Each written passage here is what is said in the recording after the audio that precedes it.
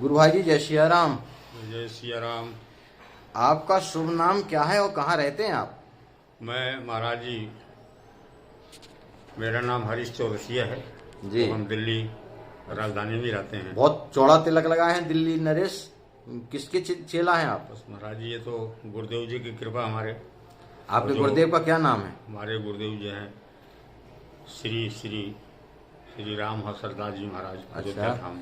तो दिल्ली में रहने वाले लोग संत महात्माओं के चक्कर में पड़ गए। आपने गुरुदेव से क्या पाया और क्या खोया?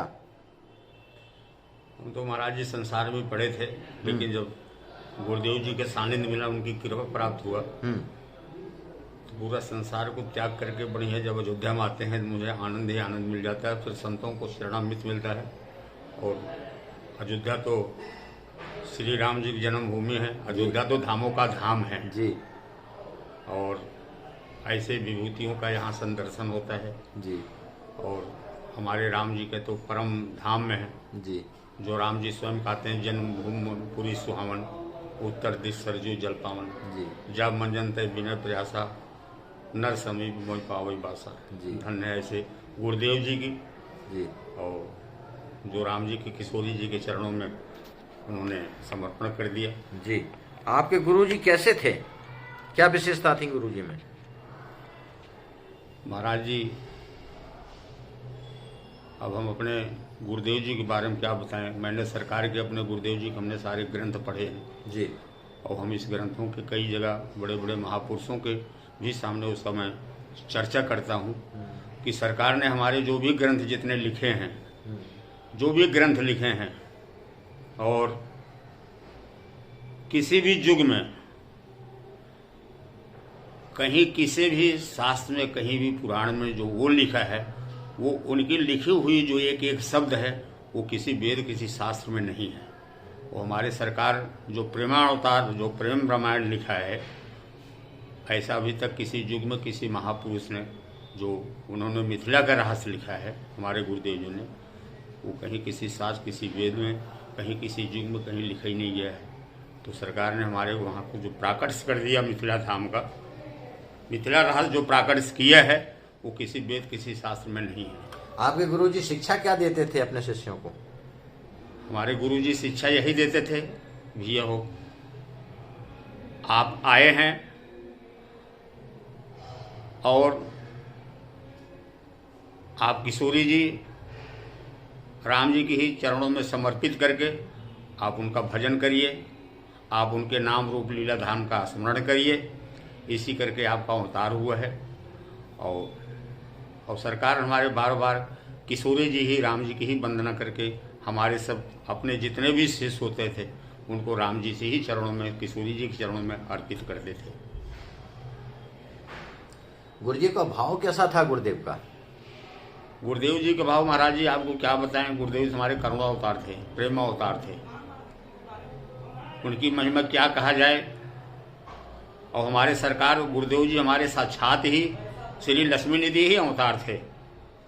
और महाराज जी, हम ऐसा नहीं कि हम अपने गुरु जी की, हम उनकी महिमा गुणगान कर रहे हैं। हमारे गुरु जी में ऐसे गुण थे, ऐसे अनुभव थे। तो हमारे राम जी के सगे साले थे और किशोरी जी के सगे भाई थे और किशोरी जी के 4 भाई थे, लेकिन सबसे बड़े भाई जो उनके लक्ष्मी निधि था, वो लक्ष्मी निधि के अवतार हमारे गुरुदेव जी थे। ऐसे सरकार को पा करके, ऐसे गुरुदेव जी पा करके हम सब कृतार्थ हो जाते हैं महाराज जी। धन्य ऐसे गुरु जी, उनकी महिमा का क्या गुण है। जितना उनकी एक एक ग्रंथ को मैंने उसको स्मरण किया है, विनय बल्लरी, प्रेम बल्लरी, चिदाकाश की चिन्मयी लीला, तो उनके ऐसा वो एक चरित्र है।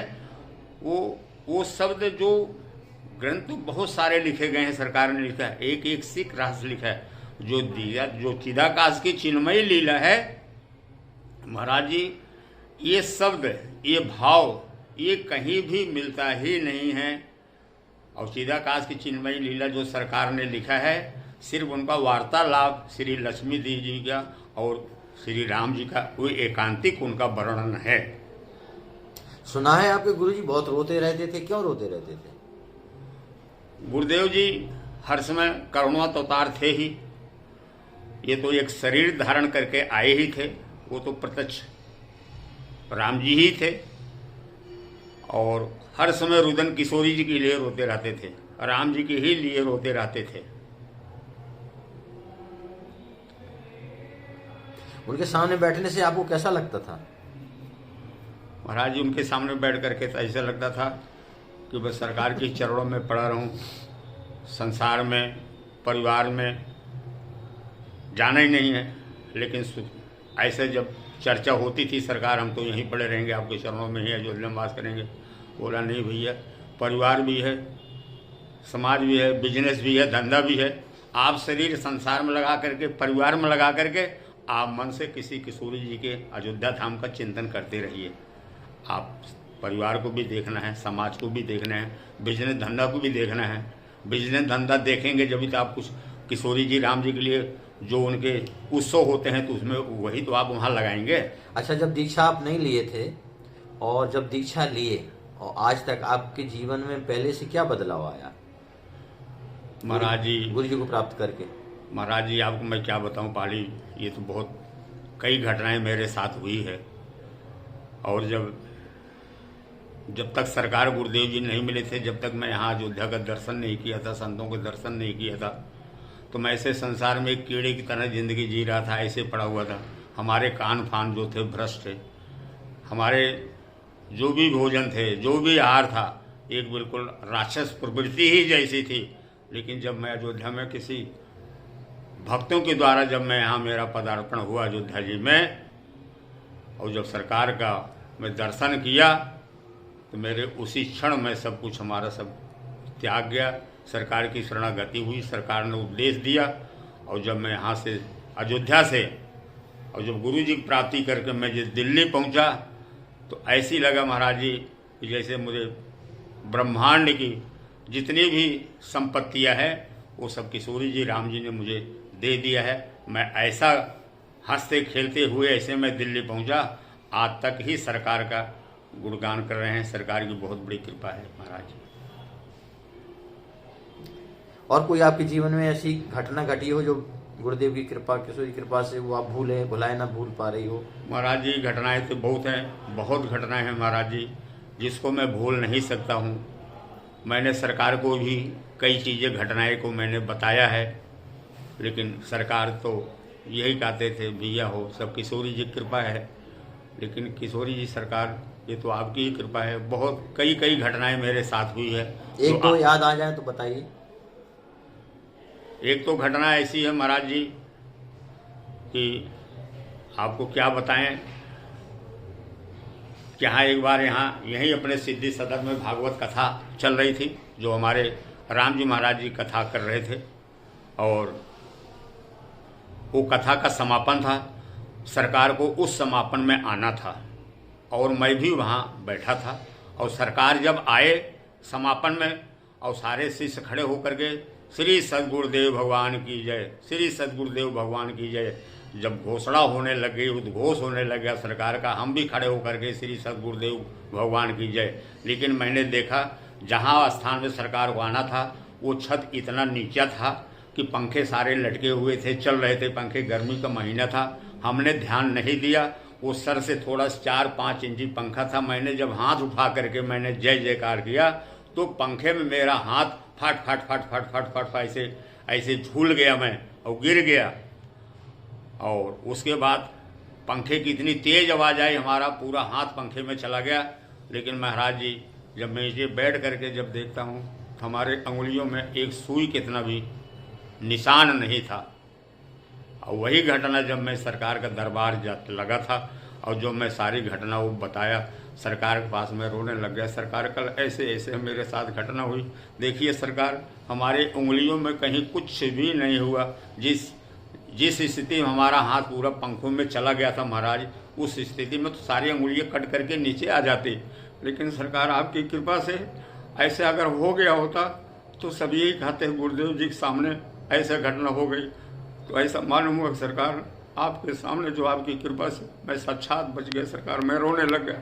तो सरकार ऐसे दरबार में 2-3 दिन तक चर्चा करते रहे कि देखिए भैया चौरसिया जी, किशोरी जी कैसी रक्षा करती हैं। और महाराज जी एक बार पौड़ी से आ रहा था, दिल्ली जाना था। हम सब पूरे परिवार गाड़ी में यात्रा कर रहे थे और दिल्ली हमें इलाहाबाद से ट्रेन पकड़नी थी। एक इलाहाबाद बगल में चाक घाट है और जब मैं रीवा से वहाँ पौड़ी से उस जीप में चला, वो भयानक वहाँ दुर्घटना हुई। भयानक दुर्घटना चाक घाट पर मोड़ पर हुई। गाड़ी तो मुड़ नहीं पाई महाराज जी, सीधा 200-250 फुट हम पूरे परिवार सहित वहाँ खाइयों में गिर गए। बहुत जंगल था वहाँ पे और गिर गए। और महाराज जी वो गाड़ी पलटते पलटते पलटते पलटते जब तक उस स्थल का उसका अंत नहीं मिला, जब तक हम वहाँ सारे वहाँ गिर गए। और उसके बाद गाड़ी 4 पहिया ऊपर हो गई। हम सब खिड़कियों से निकले, उसमें किसी का खरोच तक नहीं आया महाराज जी। और उसके बाद देखा बिटिया का थोड़ा शीशे से थोड़ा सर में चोट लग गई थी। एक छोटा बालक था, हमारे माता पिता थे, हमारी पत्नी थी, मैं भी था। महाराज जी हम सब वहाँ 200-250 फुट जब अपना अपना बैग लेकर के जब ऊपर आ रहे हैं तो देखा वहाँ सड़क के किनारे ऐसे भीड़ लगी हुई देखने की कि उनको पता चला गाड़ी खाई में एक पैसेंजर की गाड़ी खाई में चल गई। जो भक्त लोग रहे होंगे वहाँ कम से कम 150-200 आदमी वहाँ देख रहे थे। और उसके बाद वहाँ से देख रहे थे, भीड़ लगी हुई थी। और हम सब जब ऊपर आए तो उन्होंने बोला धन्य भैया, धन्य है आप सब जो बच गए। ऐसी कृपा गुरुदेव जी कोई खरोच तक नहीं आए, क्योंकि विवाह उत्सव में गए थे। आज वहाँ महाराज जी अगर कुछ हो घटना में कुछ हो गए होते, हम सब अगर नहीं बचते तो संसार यही कहता राम जी के विवाह में क्यों गए थे। अगर राम जी के विवाह में नहीं गए होते तो घटना कैसी घटती। लेकिन ये कलंक ये धाव तो राम जी को लगता है, इस करके अपने भक्तों को बचाने के लिए हमारे गुरुदेव जी की इतनी ऐसा उन्होंने सरकार गुरुदेव जी की कृपा से हम सब सुरक्षित रहे। और जब घटना सरकार को बताया गया तो सरकार खुद उस समय वहाँ रुदन कर रहे थे पौड़ी में। लोग बता रहे थे कि चौरसिया जी जब समाचार आया तो भक्तों को लोग पता चला कैसे ऐसे एक्सीडेंट हुआ है तो सरकार ने बोला भैया सब किशोरी जी की कृपा है। और उसी के साथ साथ महाराज एक घटना और घटी। अब जो चोट लगी थी तो यही सोचा गया कि कहीं अब इलाहाबाद जाया कैसे जाए। गाड़ी तो वहाँ खाइयों में गिर गई है, तो वहाँ कोई सवारी कोई रुक करके राजी नहीं है। अब वहाँ कोई सवारी नहीं, कोई कुछ नहीं। तो गुरुदेव जी की कृपा देखिए, एक ऐसे ट्रक आया, ऐसा लगा जैसे वो ट्रक हनुमान जी लेकर के पहुँच गए। इसका अनुभव तो बाद में हुआ, लेकिन उस समय घटना का उस समय इस स्थिति में एक ट्रक आया और हम सब 6-7 जन थे। ट्रक आया और ड्राइवर बोलता भैया आप सबको इलाहाबाद चलना है। हमने बोला हाँ भैया इलाहाबाद छोड़ दीजिए। और हम सब अपने आगे अपने सीट के बगल में सबको बैठाया। तो हमने उसको बोला कहीं नर्सिंग होम हो बगल में तो मुझे वहीं छोड़ दीजिए, बाकी हमारी ट्रेन तो रात की है। वो ट्रक ड्राइवर ने कहीं किसी ट्रैफिक का, कहीं किसी यातायात का, कहीं उसने कुछ ध्यान नहीं दिया। सीधा गाड़ी इतने तेज से चलाया, हम सब सीधा इलाहाबाद में किसी नर्सिंग होम पे सामने जब देखा वहाँ गाड़ी खड़ी हुई, ट्रक खड़ा हुआ, हम अपना सामान उतार करके जब जा करके वहाँ नर्सिंग होम के बालकनी में रखा। उसके बाद हमने सोचा जा करके मैं उसको कुछ पैसे दे दूँ, सेवा दे दूँ। लेकिन महाराज जब मैं बाहर आया देखा वहाँ ट्रक ही नहीं। दूर दूर तक मेरी नज़रें जा रही हैं तो वहाँ कहीं ट्रक, अब ट्रक कहाँ चला गया ये मुझे पता नहीं चला। तब मैं रो करके करना धन नहीं गुरुदेव जी, वो कोई ट्रक तो स्वामी सिद्ध हनुमान जी कोई राम जी कोई भी लेकर के आए थे। लेकिन देखिए जब मैं देने गया वहाँ कोई ट्रक ही नहीं था, ट्रक ही गायब था वहाँ से। धन ऐसे सर गुरुदेव भगवान की ऐसे बहुत सारी घटनाएं अपने जीवन में हैं, उसको भूल नहीं सकता। श्री सद्गुरुदेव भगवान की जय। अब अगले भाग में आपसे और भी घटनाओं की चर्चा करेंगे। बहुत बहुत धन्यवाद। श्री सद्गुरुदेव भगवान की जय। ये हैं लाल जी जो साक्षात तोतली भाषा में लिख कर देते हैं और लीला करते हैं। परम पूज्य माता जी जिनकी साथ लाल जी की लीला है। मनुष्य को अपने लक्ष्य में कामयाब होने के लिए खुद पर विश्वास होना बहुत जरूरी है। वैष्णव जन तो आप यह जो दृश्य देख रहे हैं, ऐसे आज भी हजारों तड़पते ईश्वर अल्लाह से मना रहे हैं कि अब मैं जीना नहीं चाहता, सहा नहीं जाता, मुझे ले चलो।